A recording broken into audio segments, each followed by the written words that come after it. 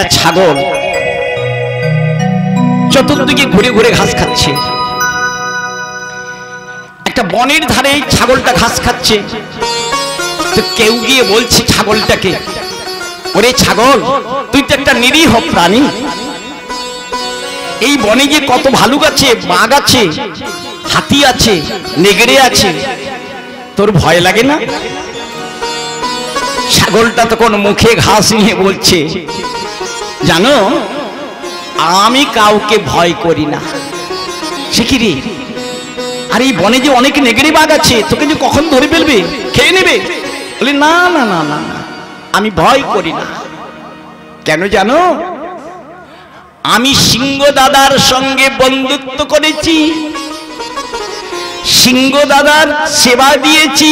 সিংহ দাদা আমাকে কথা দিয়েছে, কোনোদিন কোনো যদি বিপদ আসে শুধু একবার সিংহ দাদা বলে ডাক দিবি, ওই নেগড়েও পালাবে, বাঘও পালাবে, হাতিও পালাবে, ভালুকও পালাবে। সেই সাহসী হয়ে আমি চতুর্দিকে ঘুরে বেড়াই, আমি কাউকে ভয় করি না। ঠিক এই জগতের বুকে তেমনি করে সিংহের মতন আমার দয়াময় গৌর হরি, তার চরণকে যারা আশা ভরসা করে জীবন যৌবন গৌর পদে সমর্পণ করে ফিরে, সে জমের দুধকেও ভয় করে না, কোন জনকে সে ভয় করে না। সে সশরীরে চতুর্দিকে ঘুরে বেড়ায়, তিলগান্নিক করে জপের মালা হাতে নিয়ে চতুর্দিকে ঘুরে বেড়ায়, তার কোনোদিন অভাব হয় না। গোবিন্দের কৃপাতে তার গোবিন্দের সেবা নিয়মিত ভাবেই চলে। নিতাই গৌর প্রেমানন্দে। হরে কৃষ্ণ। শ্রীমদ ভাগবতের এটাই মূল কথা। কৃষ্ণ সরল মাত্রে নরজাতি নিরাপদম, যস্যরে সততং কৃষ্ণং ন জানামি তস্য কিং ফলম। কি বললেন? ন জানামি, আমি জানি না, তস্য কিং ফলম, তার কত ফল। কার কত ফল বললেন না? কৃষ্ণ শরণ মাত্রে নরজাতি নিরাপদম। ভগবান গোবিন্দের শরণাপন্ন হলে তার যে কত ফল, ব্রহ্মা বলছেন আমি চতুর্মুখে তার গুণমহিমার বর্ণনা করেও আমি শেষ করতে পারি না। হরে কৃষ্ণ। দেখুন মা, সেই ভগবানের চরণকে আশ্রয় করতে হবে। সেই ভগবানের চরণকে আশ্রয় করতে গেলে কিভাবে তার চরণে আশ্রয় পাব, তার জন্য আমাকে কেমন ভাবে তৈরি হতে হবে, তবে কি তার চরণে আমি আশ্রয় পাব। আপনাকে আমাকে তৈরি হতে হবে তার চরণে। শুধু আশ্রয়টা পেতে গেলে আমাকে নিজেকে তৈরি হতে হবে। নিজেকে তৈরি হব কি করে? এই তৈরিটা তো আমি জানি না। তাহলে আমাকে নিজেকে তৈরি কি করে করব? তার জন্য আরেকজনের তুমি আশ্রয় নাও। তিনি অন্য কেউ নয়, ভগবানের প্রকাশ বিগ্রহ দয়াময় শ্রী গুরুদেব। হরে কৃষ্ণ। প্রধানমন্ত্রীর কাছে যেতে গেলে তোমার সাধ্য নেই প্রধানমন্ত্রীর সঙ্গে দেখা করবে। যদি তুমি সরাসরি প্রধানমন্ত্রীর কাছে যাও, তোমাকে গুলিবিদ্ধ হয়ে মরে যেতে হবে। কিন্তু প্রধানমন্ত্রীর কাছে যদি না কেউ যায়, তাহলে প্রধানমন্ত্রী কি মন্ত্রিত্ব চলবে? তার কাছে তো আমি না যেতে পারলেও অনেকজন যাচ্ছে। কি করে যাচ্ছে? কি বাবা, প্রধানমন্ত্রীর কাছে আমার মতন এরকম লাখ লাখ লোক যাচ্ছে। তিনি তো লাখ লাখ জনকে রক্ষা করবেন বলে প্রধানমন্ত্রী। কি করে যাচ্ছে মা? প্রধানমন্ত্রীর কাছে আমাকে যেতে হলে আমাকে আগে গ্রাম পঞ্চায়েতকে ধরতে হবে। গ্রাম পঞ্চায়েত একটা চিঠি লিখলে পঞ্চায়েত সমিতিতে যাবে, সেখান থেকে চিঠি গেলে জেলা পরিষদে যাবে, জেলা পরিষদের চিঠি হলে মুখ্যমন্ত্রীর কাছে যাবে, মুখ্যমন্ত্রীর চিঠি হলে এবার আমি সশরীরে যেতে পারবো কোথায়? প্রধানমন্ত্রীর কাছে। তাহলে আগে তো পঞ্চায়েতকে ধরতে হবে, তবে তো তুমি প্রধানমন্ত্রীর কাছে যাবে গো মা। তাহলে গোবিন্দের কাছে যেতে হলে তোমার নিজ ইচ্ছাতে হবে না, যার করুণা হলে পরে আমি গোবিন্দ প্রাপ্ত হতে পারবো, সেই হলো আমার পরম দয়াল শ্রী গুরুদেব। গুরু ছাড়ি গোবিন্দ ভজে সে প্রাণী হরিবল হরিবল, গুরু ছাড়ি গোবিন্দ ভজে সে প্রাণী নরকে মাঝে। হরিবল হরিবল। তাই গুরুদেব তিনি বলেন, আপনার গুরুদেব আমার গুরুদেব আমাকে যখন কর্ণে মন্ত্র প্রদান করলেন তখন আমাকে বললেন, দেখ মা, আমি তোকে যে রূপে সাজিয়ে দিচ্ছি, যেভাবে আমি তোকে পথ ধরিয়ে দিচ্ছি, এই পথ ধরে চল, দেখবি ঠিক তার কাছে কি পৌঁছে। হরে কৃষ্ণ। মাগো, কোন এক বাবুর বাড়িতে একটা গাভী ছিল। আমি উদাহরণ দিয়ে ভাগবত পাঠ করি মা, কোনো অসুবিধা হয়নি তো? জাগতিক জগতের উদাহরণ দিয়ে কথা বললে আপনাদের বুঝতে সুবিধা হবে বলে তাই বলি মা। হরে কৃষ্ণ। কোন এক বাবুর বাড়িতে একটা গাই ছিল মা। গাই মানে বুঝেছেন তো? গাভী, গাভী। এখন ওই বাবুর বাড়িতে একটা উৎসব হচ্ছে। জ্যৈষ্ঠ মাসের রৌদ্রতে গাভীটাকে মাঠে বেঁধে দিয়ে আসছে সকালবেলায়, কিন্তু বাড়িতে উৎসব, বহু লোকজন আসছে। গাইটাকে যথাসময়ে আনতে হবে, তার মানে জ্যৈষ্ঠ মাসের রৌদ্রতে বেলা 10টার সময় গাইটাকে নিপালি আসতে হবে। জ্যৈষ্ঠ মাসে প্রচন্ড খরার দিন, কিন্তু বাড়িতে উৎসব থাকার জন্য গাইটাকে যথাসময়ে আনা হয়নি। গাইটা দেখলো বেলা 11টা বেজে গেল, 11:30টা বেজে গেল, বাড়ির লোক কেউ আসছে না আমাকে নিয়ে যেতে, আমি এখন কি করি? কিন্তু আমার যে দড়িতে বাঁধা আছে, খুঁটিতে দড়ি বাঁধা আছে, এদিক ওদিক ঘুরতে ঘুরতে ঘুরতে ঘুরতে এক চটকা মেরে দড়িটা কেটে গেছে। পিপাসায় বুকটা জ্বলে যাচ্ছে, গাইটা এবার চতুর্দিকে ছুটছে। এখন মাঠের মাঝখানে যে পুকুর, ওই পুকুরের জল চাষিরা জল সিঞ্চন করে চাষ রক্ষা করেছে। এখন পুকুরের মাঝখানে একটুকু জল আর চারপাশে পাঁকে ভরা, আর গাইটা ওই জলটা দেখেই জল খাবার জন্য ছুটে যাচ্ছে। গিয়ে পড়লো কোথায়? জলের কাছে তো যেতে পড়লো না, কিন্তু তার আগে পড়লো কোথায়?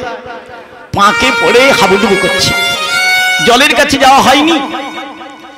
এখন ওই যে পুকুরের ধারে বড় বন ছিল, ওই বনে ছিল একটা বাঘ। সেই বাঘ পা মেরে মেরে এলো, গাইটাকে খাবে। সে ডাঙা থেকে লাফ দিয়েছে গাইটাকে ধরবে, কিন্তু গায়ের থেকে 2 হাত দূরে পড়ে গেছে বাঘ। গাই যতখানি পোতা হয়েছিল তার চেয়ে অনেক বেশি পোতা হয়ে গেছে বাঘ। হরিবল হরিবল। গায়েরও জল পাওয়া হয়নি, আর বাঘেরও গাইটাকে ধরা হয়নি। এইবার এখানে বাবুর বাড়ির যে গাই, এই বাবুর বাড়িতে লোকজন খাওয়া দাওয়া করে যখন চলে গেল, বেলা 12টা বেজে গেল, 12:30টা বেজে গেল, এতক্ষণে গিয়ে বাবুর মনে পড়লো গাইটার কথা। চতুর্দিকে খুঁজে খুঁজে কি যখন গিয়ে দেখলো, না, সেই পুকুরে পড়ে আছে 2টো প্রাণী, আমার ঘরে কালো গাই আর বাঘ। সর্বনাশ, কি করি? গ্রামের লোকজনকে ডাকাডাকি করলো। গ্রামের লোকেরা সবাই মিলে তক্তা ফেলিয়ে দিয়ে, বাঁশ বিছিয়ে দিয়ে, যেভাবে হোক মালিককে বললো, তুই যা, গিয়ে ওই গরুর গলায় যে দড়িটা আছে ওটা ধর, আর আমরা তোকে সবাই মিলে ধরে টানছি। টানতে টানতে গাইটাকে নিয়ে চলে গেল, অন্য পুকুরে গা ধুইয়ে পরিষ্কার করে নিয়ে চলে গেল। কিন্তু বাঘটাকে রক্ষা করবে কে? পাঁকে পড়ে বাঘ মরলো, কিন্তু গাইটা উদ্ধার হয়ে গেল। মা, কেন কথাটা বলা হলো? ওই যে আশ্রয় করিয়া ভজে তারে কৃষ্ণ নাহি তজে। গাইটা কার আশ্রয়ে ছিল?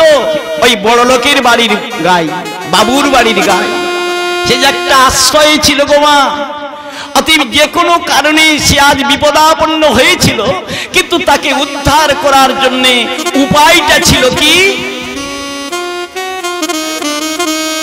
গাইটার গলায় কি ছিল? গাইটাকে গলায় দড়িটা না থাকলে কিন্তু ওই পাঁক থেকে তোলা বড় কষ্ট ছিল। গলায় তার দড়িটা মালিক ভালো করে জাপটিয়ে ধরেছে, গ্রামের মানুষ টেনেছে, গাইটা উদ্ধার হয়ে গেল। তাই গুরুদেব বলেন, মা, তোর গলায় যে আজ থেকে তুলসীর মালাটা দিলাম, মাগো, এই তুলসীর মালাটা কোনোদিন ফেলবি না মা।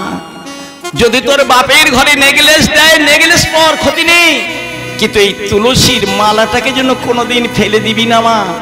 যদি কোনোদিন এই সংসার পাকে পড়ে গিয়ে গাইটার মতন তুই হাবুডুবু খা, সেদিন তোর দয়াময় শ্রী গুরুদেব অন্তর্যামী রূপে ওই মালাটাকে ধরে তোকে ভব সংসার থেকে উদ্ধার করে গোবিন্দ প্রাপ্তি করিয়ে দেবে। হরে কৃষ্ণ। অনেক মা বলেন আমার বাপের ঘরের নেকলেস, হ্যাঁ 1.5 লাখ টাকা দাম, তোমার ওই 10 টাকার মালায় এমন কি আছে? গোবিন্দ বললেন, আমার গৌর হরি বললেন, ওরে ওই 10 লাখ টাকার নেকলেসে যা নেই, এই তুলসীর মালা 10 টাকার তুলসীর মালায় তা আছে। যে তুলসীর মালা আমাদের গোবিন্দ প্রাপ্তি ঘটিয়ে দিতে পারে, যে তুলসী দেবী আমাদেরকে কৃষ্ণ পাইয়ে দিতে পারে, তাই বলা হয় বৃন্দা ওই তুলসী দেব্যই প্রিয়া ওই কে সমস্যচ কৃষ্ণ ভক্তি প্রদে দেবী সত্যাবত্যই নম নম। জয় জয় তুলসী মহারানী কি, জয় জয় বৃন্দা মহারানী কি, নিতাই গৌর প্রেমানন্দে হরি হরি। শুধু ভক্তমণ্ডলী, এতক্ষণ আমাদের নিজের আত্মশোধনের কথা বললাম, এবার আসুন শ্রীমদ ভাগবত কথাতে আসি। হরে কৃষ্ণ। তবে মা, এগুলো ভাগবত কথা, যে কথাগুলো এতক্ষণ আস্বাদন করলাম এইগুলো ভাগবত কথা। বাবু তার পূজারীকে বলে যাচ্ছে, দেখো উচ্ছের ভাজা করবে, ডাল করবে, কালকে কপি এনেছি, কপির ডালনা করবে, টমেটোর চাটনি করবে। বাবু যখন অফিস থেকে এসে খেতে বসলো, 3টা পড়েছে কিন্তু কপির ডালনা পড়েনি।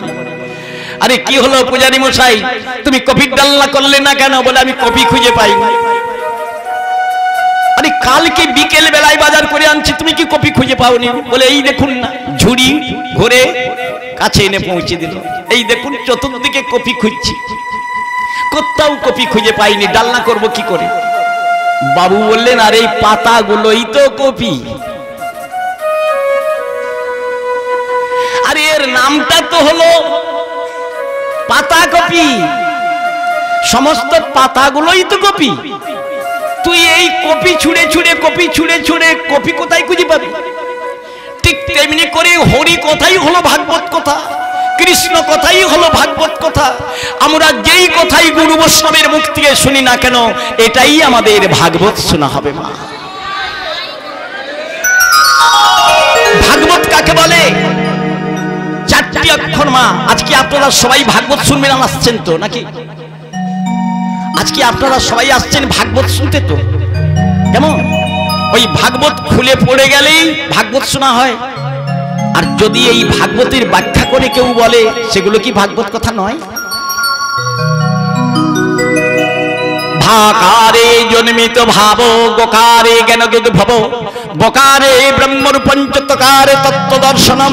এই যে ভাগবত 4টি অক্ষর, এই ভাগবত শুনলে কি হয় না, ভাকারে জন্মিত ভাব, আমাদের হৃদয়ে ভাবের উদয় হবে, ভাবের উদয় হবে।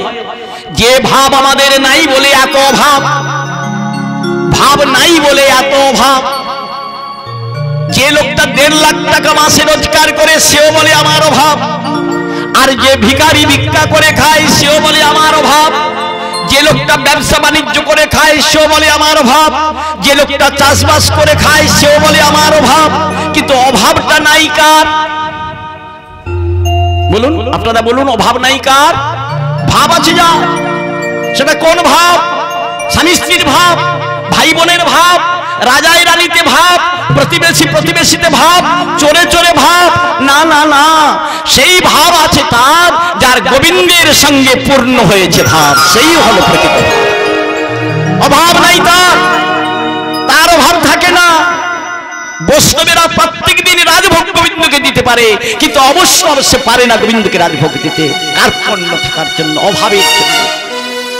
কিন্তু বৈষ্ণবেরা ইচ্ছা করলে গোপালকে রাজভোগ দিতে পারে। যদি আপনার কাছে বলি, মা গো একটা আম দেন, কিনে দেন না গো মা, আমার গোপালকে দেবো, আপনি দেবেন না কি গো? তাহলে বৈষ্ণবের তো সামর্থ্য নেই।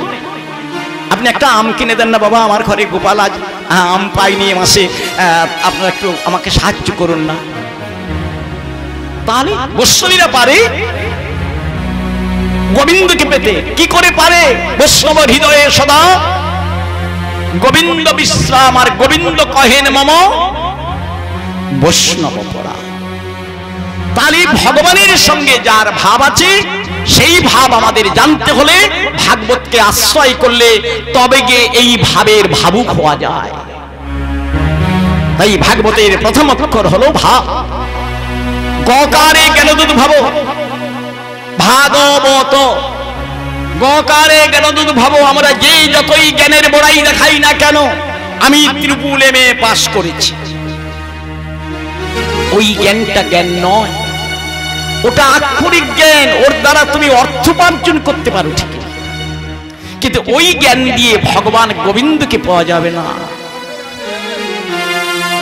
নরোত্তম ঠাকুর বলেছেন, জাতিতে না মিলে রূপেতে না মিলে ধনী মানের নহে কর্ম, কর্মী জ্ঞানী জনে না পায় সে ধনে, ইহাই শাস্ত্রের মর্ম। কর্ম দিয়ে ভগবানকে পাওয়া যায় না, জ্ঞান দিয়ে ভগবানকে পাওয়া যায় না, জাতি বুদ্ধি দিয়ে ভগবানকে পাওয়া যায় না, বর্ণের আভিজাত্য দেখিয়ে ভগবানকে পাওয়া যায় না, রূপের আভিজাত্য দেখিয়ে ভগবানকে পাওয়া যায় না। ভগবানকে পেতে গেলে যে একটি শুদ্ধ নির্মল জ্ঞানের প্রয়োজন হয়, সেই জ্ঞান লাভ হয় শ্রীমদ্ ভাগবত গ্রন্থ থেকে। তার জন্য আমাদের ভাগবত শুনতে হয় মা। এবার বকারে ব্রহ্মরূপঞ্চ ভাগব, বকারে ব্রহ্মরূপঞ্চ, ব্রহ্মের প্রকৃত রূপটা কি? এক ব্রহ্ম দ্বিতীয় নাস্তি। সেই ব্রহ্মের প্রকৃত স্বরূপটা কি? তিনি গোলাকার, লম্বাকার, দৈর্ঘ্যাকার, প্রস্তাকার, নিরাকার না? তিনি কেমন? তার আকারটা কি? সেই যে এক ব্রহ্ম দ্বিতীয় নাস্তি, সেই এক ব্রহ্ম যিনি, সেই ব্রহ্মের প্রকৃত স্বরূপ জানতে গেলে ভাগবতকে আশ্রয় করলে ব্রহ্মের প্রকৃত স্বরূপ আমরা জানতে পারব। এই সকল তত্ত্ব যে গ্রন্থ মধ্যে সন্নিহিত, তাহাই হইল শ্রীমদ্ ভাগবত। আসুন মা, এখন আমরা সেই শ্রীমদ্ ভাগবতী দশম স্কন্ধে প্রবেশ করছি। শ্রীমদ্ ভাগবত কথা শ্রবণ করি। হরে কৃষ্ণ।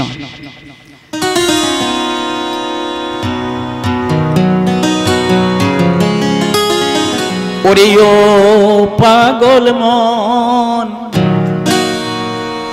প্রেমানন্দে একবারে বলো সুধা মাখা কৃষ্ণ।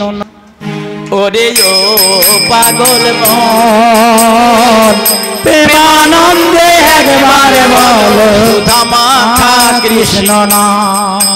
ওরে ও পাগল মন, প্রেমানন্দে একবারে বলো সুধা মাখা কৃষ্ণ নাম। ওরে পাগল মন, প্রেমানন্দে একবার বলো সুধা মাখা কৃষ্ণ নাম। এ নামে সমন গমন হয় নিবারণ, পূর্ণ হয় রে মনস্কার।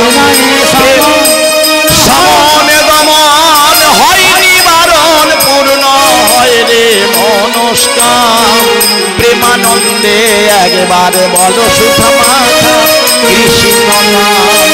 ওরে ও পাগল মন, প্রেমানন্দে একবার বলো সুধা মাখা কৃষ্ণ নাম। ওরে কৃষ্ণ নামে নাই রে তুলনা, যে নামে তপ্ত তৈলে বসে কইল ভক্ত সুধনা। কৃষ্ণ নামে নাই রে তুলনা, যে নামে তপ্ত তৈলে বসে কইল ভক্ত সুধনা। ওরে নামা ভাসে, হরি নামা ভাসে অজামিল ব্রাহ্মণ, গেল সে বৈকুণ্ঠ ধাম। প্রেমানন্দে একবারে বলো সুধা মাখা কৃষ্ণ নাম। ওরে ও পাগল মন, প্রেমানন্দে একবারে বলো সুধা মাখা কৃষ্ণ নাম। রূপ সনাতন বিষয়ী ছিল, কৃষ্ণ নামের লাগি তারা দু ভাই কাঙাল সাজিল। রূপ সনাতন বিষয়ী ছিল, হরি নামের লাগি তারা দু ভাই কাঙাল সাজিল, তারা শ্রী গৌরাঙ্গের কৃপা পেল, তারা শ্রী গৌরাঙ্গের কৃপা পেল, গেল দুহাই ব্রজধাম। প্রেমানন্দে একবারে বলো সুধা মাথা কৃষ্ণ নাম, ওরে ও পাগল মন। প্রেমানন্দে একবারে বলো সুধা মাথা কৃষ্ণ নাম। এ নামে সমনে দমন হয় নিবারণ, পূর্ণ হয় রে মনস্কাম। প্রেমানন্দে একবারে বলো সুধা মাথা কৃষ্ণ নাম। আহা একেবারে বল রে, একেবারে বল রে সুধা মাখা হরি নাম, একেবারে বল রে আমার গৌর হরি আনা নাম, একেবারে বল রে ওরে যে নাম আমার নিতাই বলে, একেবারে বল রে ওরে যে নাম অদ্বৈত বলে, একেবারে বল রে ওরে যে নাম হরিদাস বলে, একেবারে বলে রে মনে প্রাণে একে করে একেবারে ওরে হাতে তালি দিয়ে সবাই একেবারে ওরে উঠে দুটি বাহু তুলে একেবারে বল কেবল হরি বল, হরি বল বলে একেবারে বল রে হরি বল, হরি বল বলে একেবারে বল রে।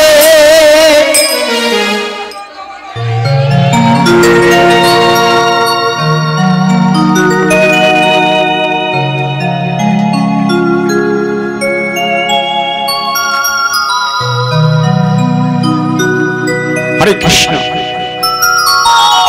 হরি শব্দের নানা অর্থ দুই মুখ্যতম, সর্ব অমঙ্গল হরে প্রেম দিয়া হরে মন। এই যে হরি বল চারটাক্ষর,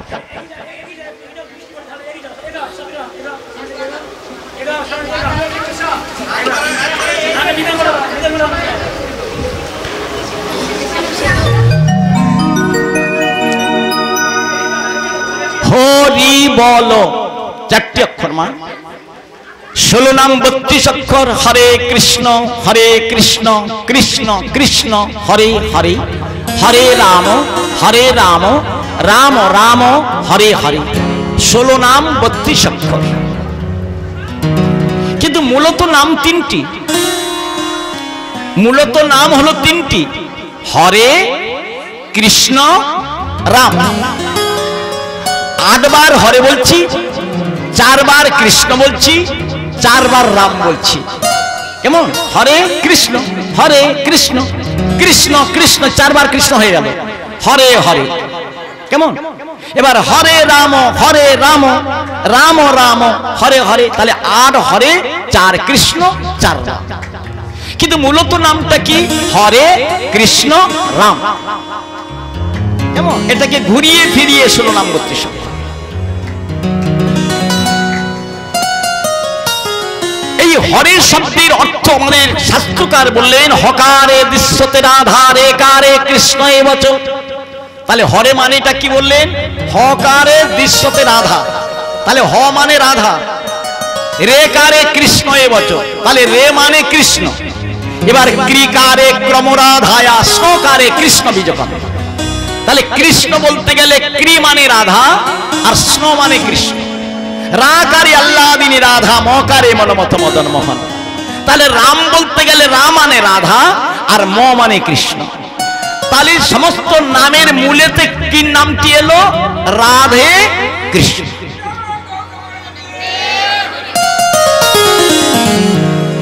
এই রাধে কৃষ্ণকে পেতে গেলে আমাদের হরিবল বলতে হবে। যেদিন আমার শেষ বয়স হয়ে আসবে, মানে এই এত বড় নাম বলার নিঃশ্বাস কুলাবে না। একদিন তো এই অবস্থাটা আপনারও হবে, আমারও হবে। কি গো মা, এই যে এতগুলো নাম, হরে কৃষ্ণ কৃষ্ণ কৃষ্ণ হরে হরে, হরে রাম রাম রাম হরে হরে, নিঃশ্বাস কুলাবে না।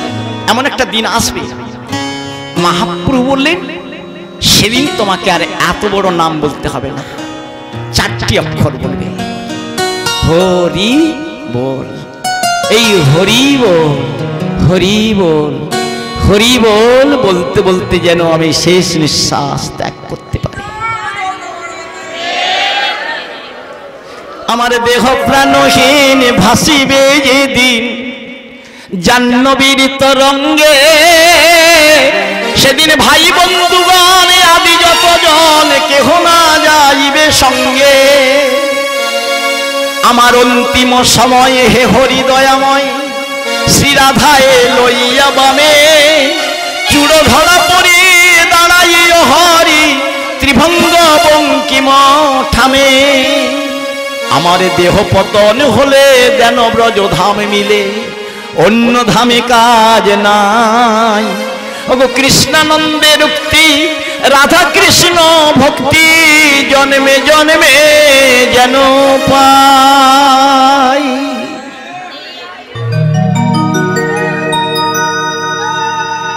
হরে কৃষ্ণ হরে কৃষ্ণ। হরি বল হকারে কি হয়? দৃশ্যতে রাধা। হরি বল চারটি অক্ষর, হকারে হয় সেই দাপরের লীলা,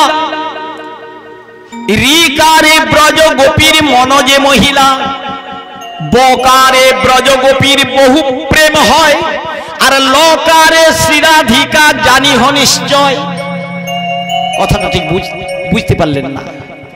হরি বল, হরি বলের হ কথাটা উচ্চারণ করলে সারা জীবন যে আমি তারক ব্রহ্ম নাম করেছি, জপমালায় যে তারক ব্রহ্ম নাম আমি করেছি, হাতে তালি দিয়ে করেছি, নেচে নেচে করেছি, হাটে মাঠে করেছি, এর ফল কি দেখুন।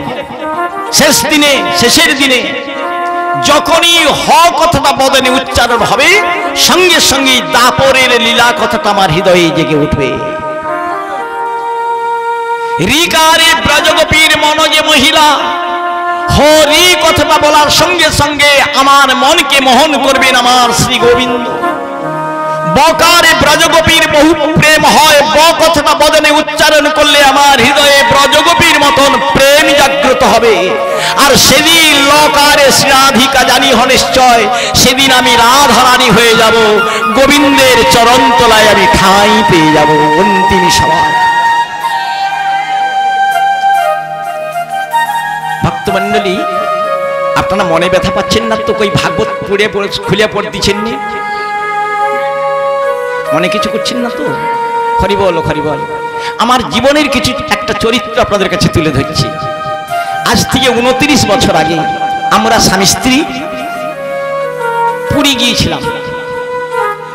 আমি আমার দল বল নিয়ে আমি কীর্তন করি বাবা, আমি কীর্তনিয়া। আপনারা জানেন আমি দীর্ঘ 11 বছর কলকাতা ক সেন্টারে আমি পদাবলী কীর্তন গাইতাম। তখনকার রেডিও বাজতো, এখন আর রেডিও বাজে না। কলকাতা ক সেন্টারে 11 বছর আমি কীর্তন করেছি, পদাবলী কীর্তন। জ্ঞান দাস, গোবিন্দ দাস, চণ্ডীদাস, এই সকল পদাবলী, বিদ্যাপতি ঠাকুরের পদাবলী গান করেছি 11 বছর। আমি স্টুডিও আর্টিস্ট, আমি কলকাতা বেতার ভবনে গান করেছি। হরে কৃষ্ণ। তো যাই হোক, এবার আমি কীর্তন করতে গিয়েছি ভুবনেশ্বরী শহীদ নগরে নৃসিংহ মন্দিরে, সবন্তীর্থ গোস্বামী মহারাজের আশ্রম নৃসিংহ মন্দির, ওখানে গান করতে গিয়েছিলাম। তো এবার আমার স্ত্রী বলতেছে, হ্যাঁ গো এতটা যখন আসছি চলো না একটু পুরী দেখে আসি। তখনকার দিনে 4 টাকা ভাড়া, মা বাসে 4 টাকা নিত। আমাদেরকে 18 নালায় নামিয়ে দিয়েছে, হেঁটে হেঁটে পুরীতে গিয়েছি। চতুর্দিকে দর্শনের পর কোথায় রাত্রিবেলা থাকবো, কেউ কেউ বললে আপনি হরিদাস মঠে চলে যান। তো হরিদাস মঠে গিয়ে দেখলাম, হরিদাস মঠে প্রভুর দর্শন হলো, হরিদাসের সমাধি যেখানে, সেখানে প্রণাম করলাম, তাদের সঙ্গে বসে অনেকক্ষণ নামও করলাম। এবার ভাবলাম কাকে বলি, তো ওখানে একজনকে দেখে বললাম, ও দাদা আমরা স্বামী স্ত্রী, আমরা রাত্রিতে এখানে থাকবো, থাকার কোথায় জায়গা হবে? বলে ওই যে বাবাজির কাছে চলে যান, মহারাজের কাছে। তুলসী বাগানের ভিতরে নিতাই দাস বাবাজি মহারাজ তিনি নাম করছেন। তুলসী বাগানের ভিতরে একটা সিমেন্টের বেঞ্চ আছে, ওই বেঞ্চে বসে বসে নাম করছেন। তো ওনাকে গিয়ে প্রণাম করলাম, মনের কথাটা বললাম যে আমরা রাত্রিটা এখানে থাকবো। বলে 20 টাকা লাগবে। ঠিক আছে তাই দেবো। এই যা তো 5 নম্বর ঘরটা খুলে দে। আমাদেরকে চাবি দিয়ে দিলে 5 নম্বর ঘরে আমাদের ব্যাগপত্র রেখে এবার বাবাজি মহারাজের চরণে প্রণাম করলাম। পুনরায় এসে কাপড় চোপড় খুলে দিয়েছি, হ্যাঁ সাধারণ পোশাক পরে এবার প্রণাম করলাম। তাই এবার আমি দুটি হাত জড়ো করে বলে ফেলেছি বাবাজি মহারাজকে, নিতাই দাস বাবাজি মহারাজ, বাবা একটু কথা বলতে পারি? বলো। সব জায়গায় মন্দিরে যাই, কোথায় রাধারানীর তিলক চিহ্ন দেখতে পাই না। আপনারও মন্দিরে এলাম, প্রভু দর্শন করলাম, কই রাধারানীর তিলক চিহ্ন দেখতে পাই না। আমাদের ঘরের ফটো আছে, ফটোতে কই রাধারানীর তিলক চিহ্ন নেই। কেন রাধারানীর তিলক চিহ্ন নেই দয়া করে যদি একটুকু বলেন। যেই না বলেছি একবার তেলে বেগুনে উনি জেলে যাবেন না। একবারে রেগে মেগে বলছেন তোমার তো সাহস কম নয়, তুমি আমাকে পরীক্ষা করতে এসেছো, তুমি আমার আশ্রমে থেকে তুমি আমাকে পরীক্ষা করছো। আমি সঙ্গে সঙ্গে অত্যন্ত থতমত খেয়ে দুটো হাত জোর করে বললেন, দেখুন বাবা আপনি রেগে যাবেন না, আপনারা বাঞ্ছা কল্পতরু, আপনারা কৃপা সিন্ধু, আপনারা পতিত পাবন। আপনাকে প্রণাম করার সময় বলেছিলাম না, বাঞ্ছা কল্পতরুর ভস্য কৃপা সিন্ধুভ্য এই বচ পতিতানাং পাবনেভ্য বৈষ্ণবেভ্য নমঃ নমঃ। আমরা পতিত, আমরা পাবন হওয়ার জন্য তীর্থে আসি, আপনাদের মতন বৈষ্ণবদের চরণে আসি। আপনারা যদি রেগে যান আমরা তাহলে কার কাছে যাব বলুন তো? উনি তখন ক্ষান্ত হলেন, জিজ্ঞাসা করলেন তোমার বাড়ি কোথায়? আমি বললাম পূর্ব মেদিনীপুর। তখন পূর্ব পশ্চিম ভাগ হয়নি মা, 29 বছর আগের কথা বলছি। মেদিনীপুর। কোন স্টেশনে উঠেছিলে ট্রেনে? আমি পাঁশকুড়া স্টেশনে। ট্রেনে ওঠার আগে মাইকের দিকে কান পাচ্ছিলে? আমি হ্যাঁ। লোকজনকে জিজ্ঞাসা করেছিলে কখন ট্রেন আসবে? হ্যাঁ। লাইনের দিকে তাকাচ্ছিলে? হ্যাঁ। ঘড়ি দেখছিলে? হ্যাঁ। ট্রেনে উঠার পর কতবার ঘড়ি দেখছিলে? কতবার লাইনের দিকে তাকাচ্ছিলে? আমি না না, ওই জন্য রাধারানীর তিলক চিহ্ন নেই।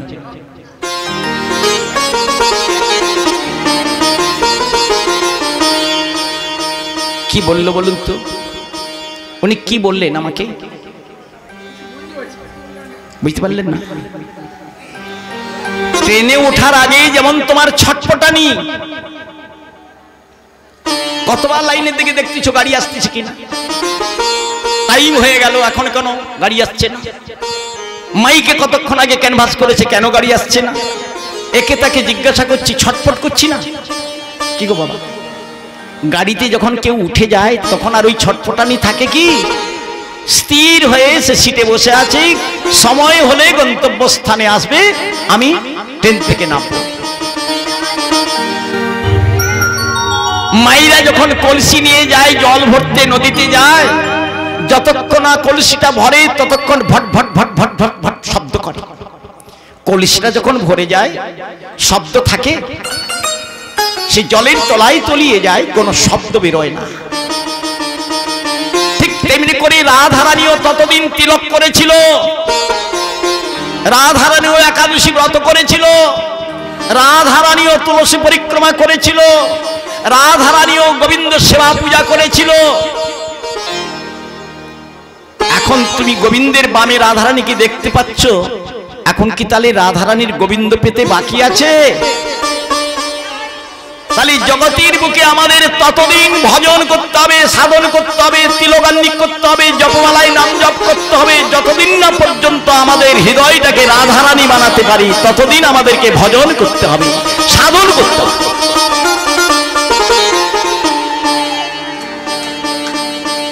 এই জন্য কি বললেন, লোকারে শ্রীরাধিকা জানি নিশ্চয়। এই হরিবোল বলতে বলতে যেদিন তোমার হৃদয়টা রাধারানীতে ভরে যাবে, রাধা নামে তুমি ভরে যাবে, রাধা প্রেমে তুমি পাগলিনী হয়ে যাবে, সেদিন অবশ্য তোমার গোবিন্দ প্রাপ্তি হবে হবে হবে। তাই বৃন্দাবনে যান, বৃন্দাবনে গিয়ে শুনতে পাবেন সমস্ত ব্রজবাসীদের মুখে মুখে রাধে রাধে শ্যাম মিলাদে, রাধে রাধে শ্যাম মিলাদে। রাধারানীর কৃপা নইলে গোবিন্দ কৃপা কোনো প্রকারে হবে না। তাই আমাদের রাধারানীর চরণকে পূর্ণভাবে আত্মনিবেদন করতে হয়। আগে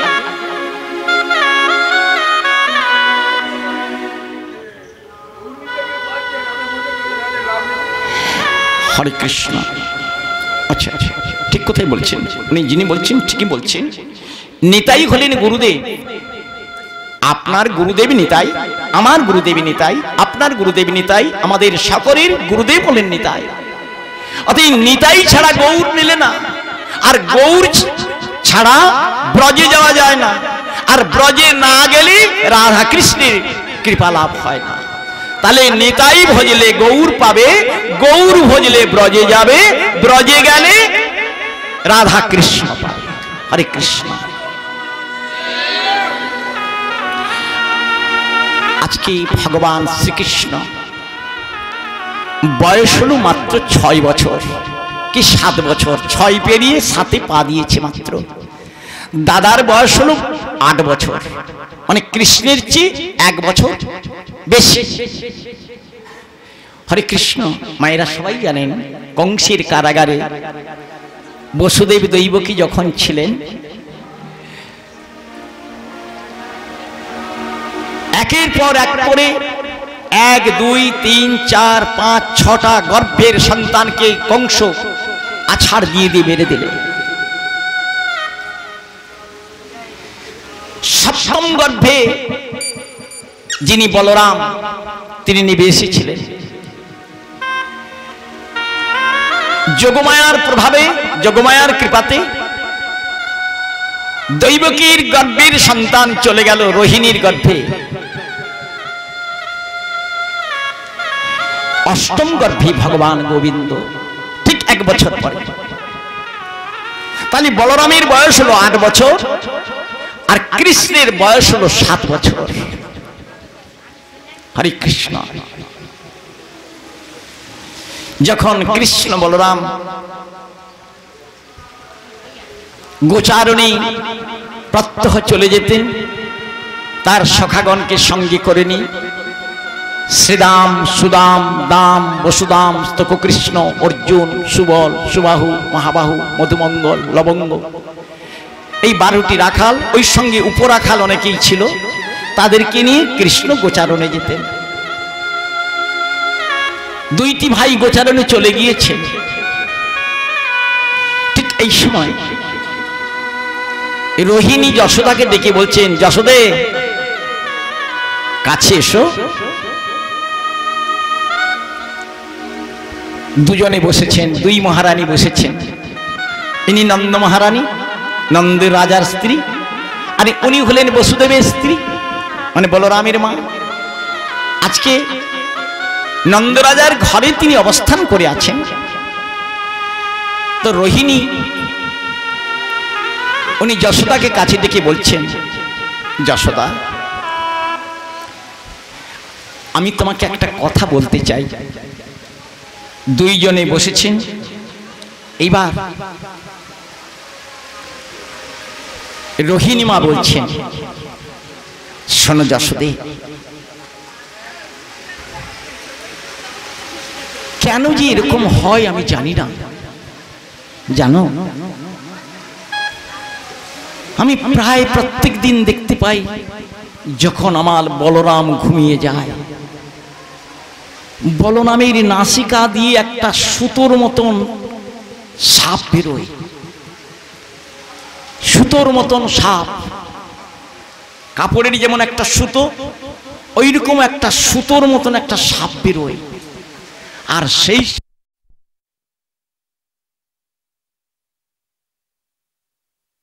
দেখো যশোদে, সেই সুতোর মতন সাপটা ধীরে ধীরে করে প্রকাণ্ড হয়, 100টা ফণা বিস্তার করে। বলরামের মাথার উপরে 100টা ফণা বিস্তার করে দাঁড়ায়। আমি ভয়ে মরে যাই। দেখো যশোদে, সেই সাপটাকে দেখে আমি ভয়ে কম্পিত হই, আর আমার কম্পন ভাব দেখে আবার সেই সাপটা ধীরে ধীরে করে ক্ষুদ্রাকৃতি সূত্র আকারে আবার বলরামের নাকের মধ্যে প্রবেশ করে। বলতো যশোদে, কেন আমি এই দৃশ্য প্রত্যেক দিন রাত্রিতে দেখতে পাই? সবাই যখন ঘুমিয়ে যায়, তোমরা সবাই ঘুমিয়ে পড়ো, আমার বলরামকে কোলে নিয়ে আমি যখন ঘুমাই, কেন আমি এই দৃশ্য দেখতে পাই? যশোদা বলছেন, দিদি তুমি তোমার ছেলের মধ্যে ওই রূপ দেখো, কিন্তু আমি যে আমার ছেলের মধ্যে কি রূপ দেখি সেটা তুমি জানো না। সে কি গো যশোদে, বলো না বলো না, তোমার গোপালের কি কথা একটু শোনাও না। আমার বলরামের কথা শোনালাম, তো তোমার গোপালের কথা একটু শোনাও না। শুনবে? শোনো দিদি, কোনোদিন তোমার কাছে বলিনি। সেদিন সেই ছোট্টবেলায় আমার গোপাল যখন হামাগুড়ি খায়, হামাগুড়ি দিয়ে চলে, আমার গোপালকে নিয়ে যমুনার জলে স্নান করতে গেলাম। সেই যমুনার কিনারে গোপালকে বসিয়ে দিয়ে আমি স্নান করতে গেলাম। অন্যান্য ব্রজগোপীদেরকে বলে গেলাম, তোরা আমার গোপালকে লক্ষ্য কর। থামো বাবা, হরে কৃষ্ণ, আমার গোপালকে তোরা লক্ষ্য রাখ যেন হামাগুড়ি দিয়ে দিয়ে গিয়ে যমুনার ঘাটে না নেমে যায়। আমি যমুনার ঘাটে নেমেছি। যখন যমুনায় স্নান করছি, এমন সময় কোনো ব্রজগোপিনী বলছে, ও রানীমা, ও রানীমা, দেখবে এসো, দেখবে এসো, তোমার গোপাল কেমন মাটি খাচ্ছে, তোমার গোপাল কেমন মাটি খাচ্ছে। হরে কৃষ্ণ, গোপাল মাটি খাচ্ছে। কিরকম মাটি খাচ্ছে? গোপাল যখন এতদিন পরে যমুনার কিনারে গিয়ে মাটিতে বসেছে, মা যে যশোদা তিনি মাটিতে বসিয়েছে, গোপালের চরণধূলি পাওয়ার কামনায় মা ধরিত্রী দেবী তিনি প্রকাশিত হয়ে গোপালের শ্রী চরণ বন্দনা করছেন। ধরিত্রী দেবী, হে গোবিন্দ, এতদিন তুমি রাজবাড়িতে কাটিয়েছো, রাজবাড়িতে আমি তোমার চরণ স্পর্শ করতে পারিনি, কিন্তু আজকে আমার উপরে তোমার চরণ পড়েছে, তো আজকে আমি বড় ধন্যা, আমি বড় ধন্যা। আমি তাই তোমার চরণ বন্দনা করবার জন্য তোমার কাছে এসেছি দয়াময়। মা পৃথিবী জননী গোপালের চরণ বন্দনা করছেন। কিছুক্ষণ পরেই ধরিত্রী দেবী আবার ধরিত্রী হয়ে গেলেন, তিনি মাটি হয়ে গেলেন। গোপাল এই দৃশ্য দেখলেন, ছোট্ট ছেলে গোপাল এই দৃশ্য দেখলেন, আবার সেই মাটিটিকে নিয়ে নিজের অঙ্গে মাখছেন। এই পৃথিবী জননী আমাকে ধারণ করেছেন, আর এই করতে করতে এই মাটি নিয়ে খাচ্ছেন। ছোট্ট শিশু তো লালা ভরা মুখ, ছোট বাচ্চাদের মুখ লালা ভরা থাকে, আর সেই লালাতে মাটি লেগে গোটা মুখ একেবারে মাটিতে ভরে গিয়েছে। কাদা মাটি মাখা গোপালের বদন, আমার গোপালের কি অপূর্ব রূপকান্তি, আজ মাটি মাখা বদন আর সেই লালা ভরা এই যে দৃশ্য, এই দৃশ্যটা মা যশোমতী ছুটে এলেন ওই ব্রজগোপীর কথা শুনে। সেই গোপালকে দেখে বললেন, গোপাল, গোপাল, এ কি করেছিস তুই? তুই মাটি খাচ্ছিস? ওরে, তুই নবনী খাস, মাখন খাস, তুই এমন করে মাটি খাচ্ছিস? গোপাল তখন ফিক করে মুখটা বেদন করে বলতে লাগলে, মা, আমি তো মাটি খাইনি মা, আমি তো মাটি খাইনি। মা বললেন, ওই তো তোর মুখে লালা ভরা মাটি দেখতে পাচ্ছি, তুই নাকি মাটি খাসনি। দেখি দেখি কতগুলো মাটি খেয়েছিস, দেখি তুই কি মাটির ডালা মুখে ঢুকিয়ে নিয়েছিস নাকি, দেখি দেখি দেখি। গোপাল যেই না বদন বেদন করলেন, মানে প্রসারণ করলেন, হাঁ করলেন। আমরা গোদাবালা বলি বাবা হাঁ করা, সাধু ভাষায় বলে বেদন করা, মানে মুখটাকে প্রসার করলেন, প্রসারিত করেছেন। যেই না হাঁটা করেছেন, মা যশোমতী দেখলেন গোপালের বদনের মধ্যে কত যোগী, কত ঋষি, কত দণ্ডী, কত উপাসক সাধকগণ, তারা সকলেই গোপালের বদনে বসে বসে গোপালের স্তব স্তুতি করছেন। কৃষ্ণ গোবিন্দ হরে গোপীজন বল্লভ সৌরে। মা যশোমতী অবাক হয়ে গেলেন, এ কি গোপালের বদনের ভিতরে এরা গান গাইছে, যোগীরা গান ধরেছে, বৈষ্ণবেরা গান ধরেছে, হ্যাঁ, সাধুরা তারা গান ধরছে, গোপালের বদনের ভিতরে গান হচ্ছে।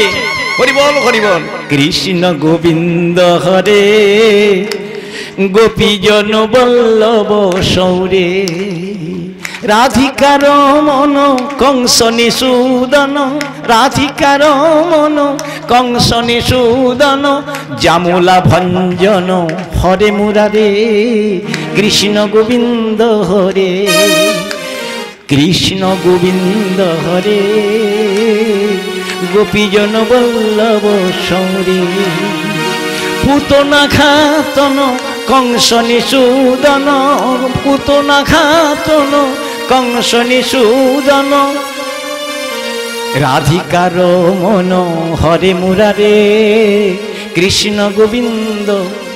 মা যশোদা অবাক,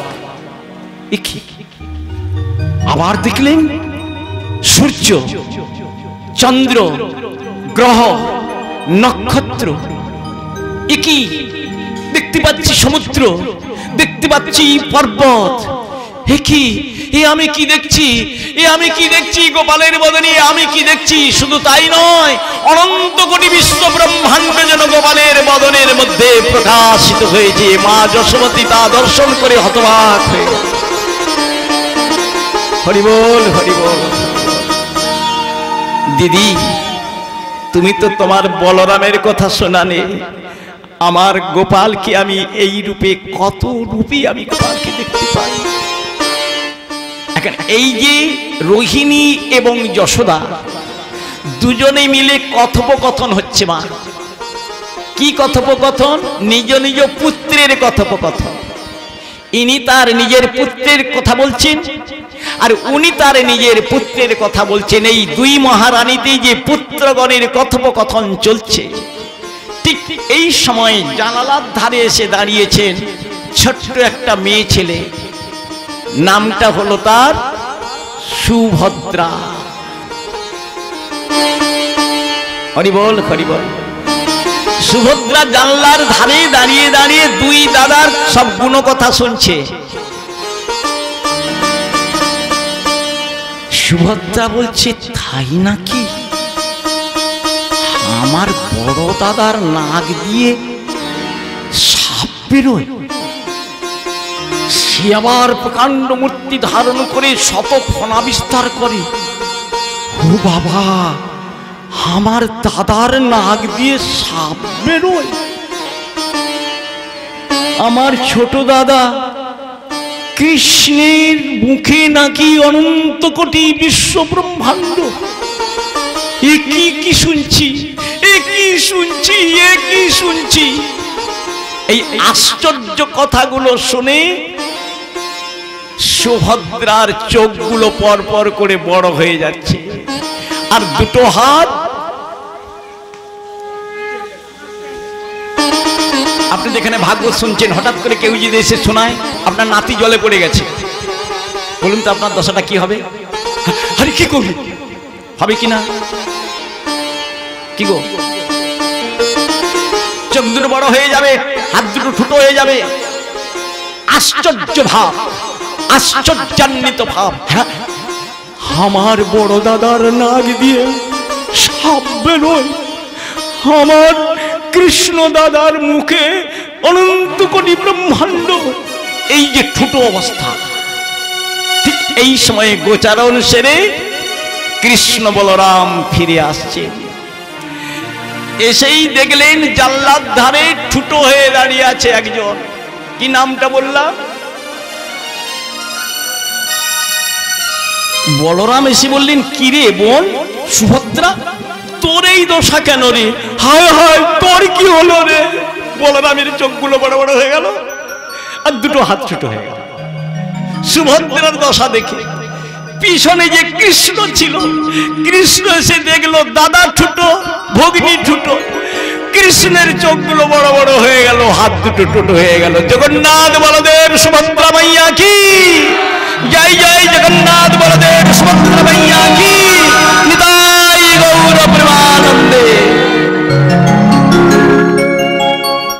হরে কৃষ্ণ।